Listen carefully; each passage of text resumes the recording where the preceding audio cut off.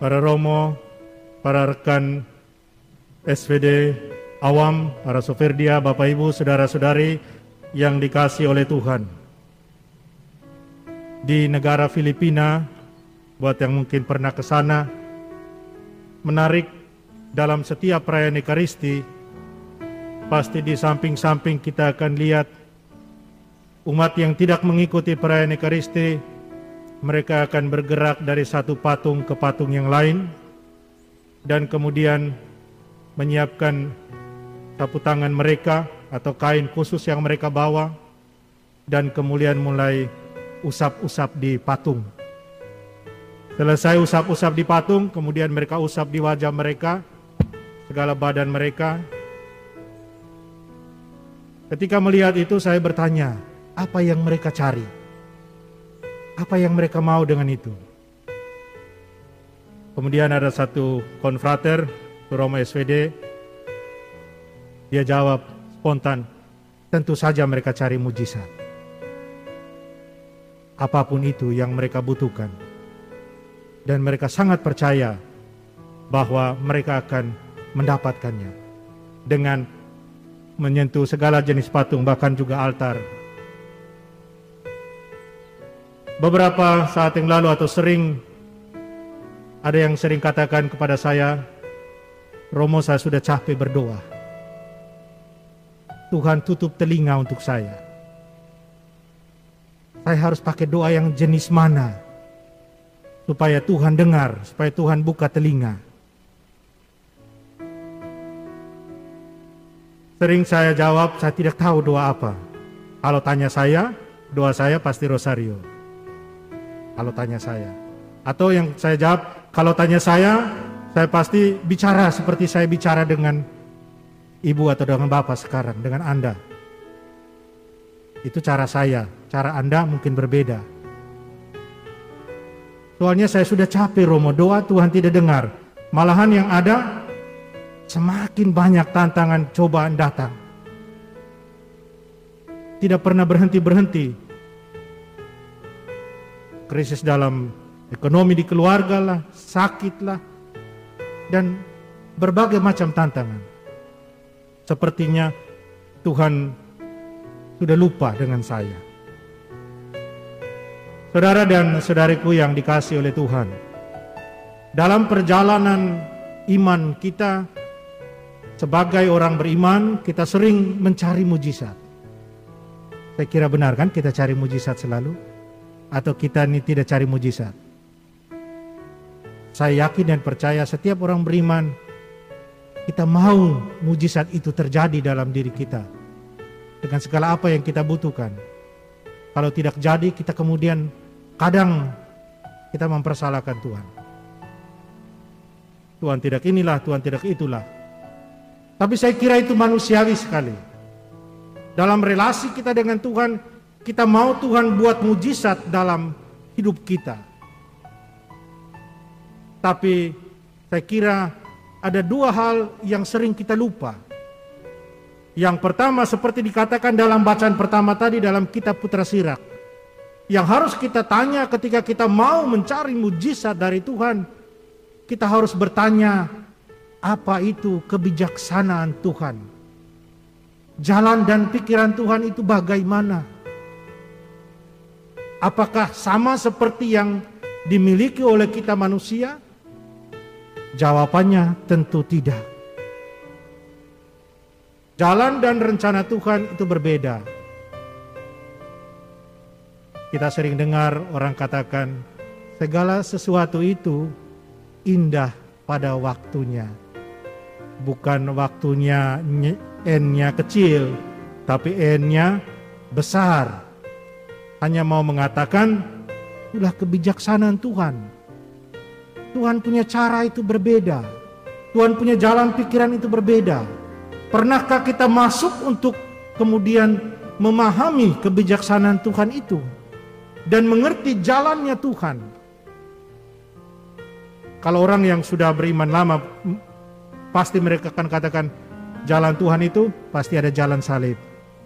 Jelas, ada jalan penderitaan. Ada jalan penderitaan, tidak ada yang tanpa penderitaan kemudian langsung Paskah, tidak ada. Kita harus Jumat Agung dulu baru kita kemudian Paskah.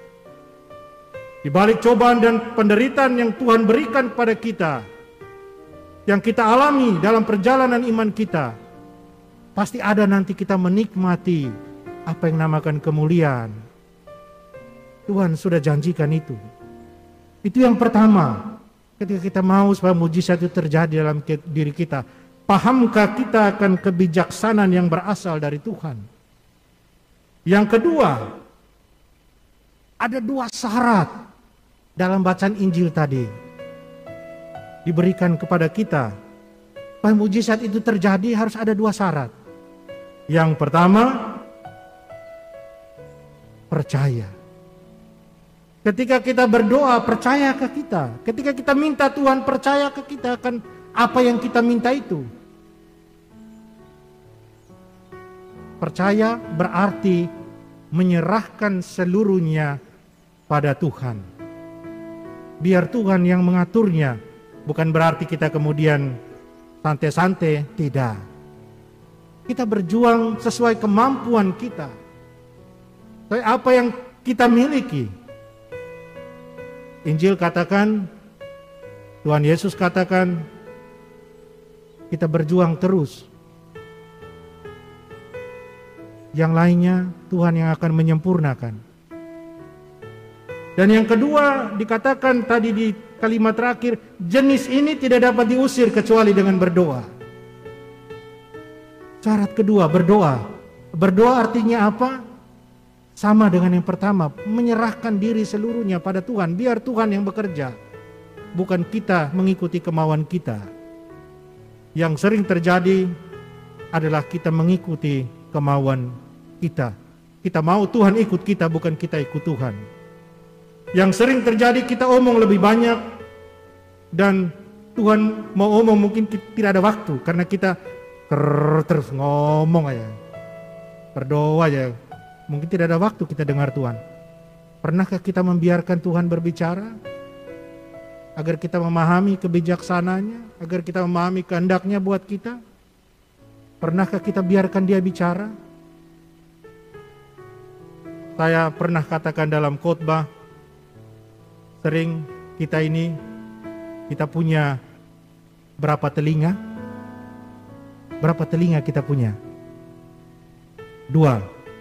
Tidak. Kadang-kadang kita punya telinga 1 dan bahkan kadang-kadang tidak ada. Mulut kita berapa? Salah. Mulut kita banyak. Karena kita sulit kadang-kadang untuk rem. Untuk bicara, tidak bicara itu kadang sulit. Karena sudah terkonsep bahwa kita harus omong, minta pada Tuhan. Coba kita mulai rubah konsep itu sedikit.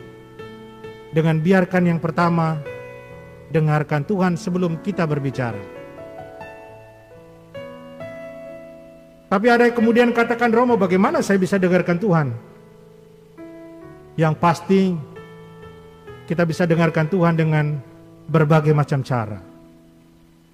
Dengan hening kita, dengan meditasi kita dengarkan Tuhan yang berbicara dalam diri kita.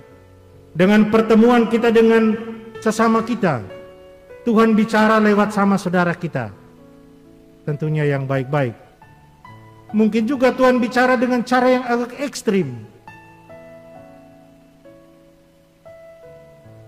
Mungkin juga Tuhan bicara dengan agak ekstrim. Mungkin dengan cara alam yang terjadi, misalnya dengan hujan. Tuhan mau menguji kita. Datang tidak ikut pertemuan Soferdia ini? Benar-benar tidak dia ini anggota Soferdia?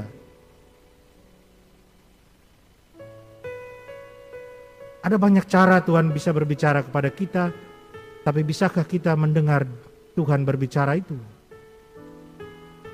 Sesudah Tuhan berbicara, tentunya kemudian kita bisa mengungkapkan apa yang menjadi isi hati kita, pikiran kita. Kita serahkan semuanya pada Tuhan, biar Tuhan yang mengaturnya. Kita berjuang, do your best, the rest leaves it to God. Lakukanlah yang terbaik dalam diri kita, sisanya itu biarkan Tuhan yang menyempurnakan, mengaturnya, menyelesaikannya. Karena dengan itu kelihatan dan orang akan tahu kita adalah orang beriman. Saudara dan saudariku yang terkasih, kita anggota Soferdia. Soferdia di distrik Surabaya dan Malang, pelan-pelan sekarang kita lihat mulai semangat lagi. Dan harapan itu bahwa harus terus semangat. Mujizat itu kemudian mulai terjadi lagi sekarang ya Pak Agus ya. Pelan-pelan mujizat itu ada. SMK juga ya pelan-pelan mujizat mulai ada lah. Gampang itu romonya itu bisa kita atur itu kan. Kita doakan supaya mujizat terjadi. Semangat itulah mujizat dalam paguyuban kita secara khusus kalau kita mau bicara soal mujizat. Tuhan mau tunjukkan kita bahwa lewat kelompok paguyuban ini Tuhan mau hadirkan mujizat itu buat kita dan kemudian mujizat itu kita hadirkan juga buat orang lain. Harus kita ingat kita ini sudah resmi keluarga yang keempat sekarang dalam Bapak Arnold, dalam keluarga Arnold Jansen. Kalau bicara soal Arnold Jansen berarti sabda Tuhan itu nomor satu. Karena dengan sabda Tuhan kita resapkan dan kemudian kita bagi. Jadi sukacita Injil, jadi terang sabda buat orang lain. Karena itu mari di perayaan ini kita teguhkan kembali semangat kita, komitmen kita. Kita terus berjuang dengan iman kita, menyerahkan diri pada Tuhan. Kita berjuang dengan semangat doa kita. Agar segala jenis apapun tantangan itu bisa kita lalui. Dan mujizat terjadi atas diri kita, atas kelompok paguyuban Soferdia ini. Amin.